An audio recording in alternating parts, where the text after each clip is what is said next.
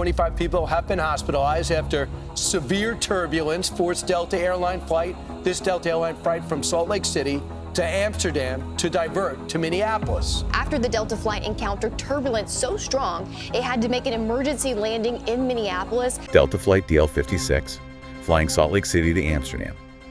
And it hit severe turbulence. Severe enough that they had to make an emergency landing, which is, not something you see every day. Definitely not. And the plane itself. It was an Airbus A330-900, so a pretty modern wide-body jet. Had 275 passengers, 13 crew members on board. And they diverted to Minneapolis, St. Paul.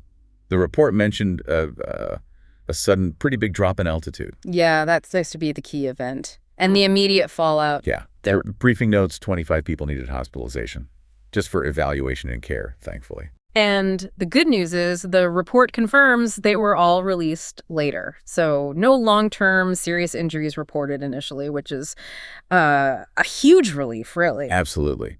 But it still makes you think about what it must have been like, inside the cabin during that. Oh, yeah. Can you imagine? Well, the passenger accounts in the briefing, they paint a pretty vivid picture. Descriptions of people who weren't belted in. Uh-oh.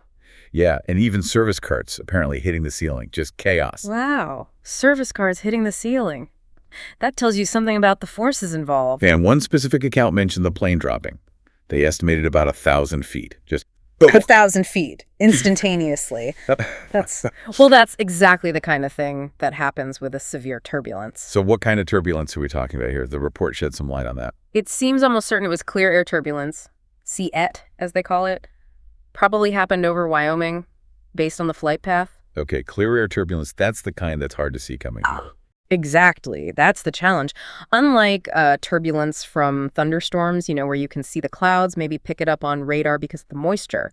Clear air turbulence happens in, clear skies, no visual warnings. And current radar systems, they need moisture to detect it, which just isn't there with CAT. It's still a major focus for aviation safety research. Right. So it can genuinely surprise even experienced pilots. Absolutely. And that's why the FAA, the Federal Aviation Administration, and the NTSB, the National Transportation Safety Board, are both investigating. They want to understand exactly what happened, if the existing weather advisories were sufficient, how it was handled, the whole picture. Makes sense. Now, the briefing also touched on some public reactions. You always get those immediate takes online, right? Oh, sure. Always a mix. Yeah, things like one comment said, "This is why I only fly JetBlue." Or, someone else just saying, "What TF is up with these airplanes, bro? I'm glad I'm too broke to fly." To that sort of gut reaction people have. Right. You see that range. Fear, frustration, sometimes dark humor. But, digging a bit deeper, connecting it back. One comment mentioned in the briefing was just simple advice. Wear your seatbelt. Yeah. The classic advice. But it's classic for a reason, especially with something like clear air turbulence. It's unpredictable. The plane can be smooth one second and then drop violently the next. Your seatbelt is genuinely your primary line of defense in that situation. Even when the seatbelt sign is off, pilots often recommend keeping it fastened when seated.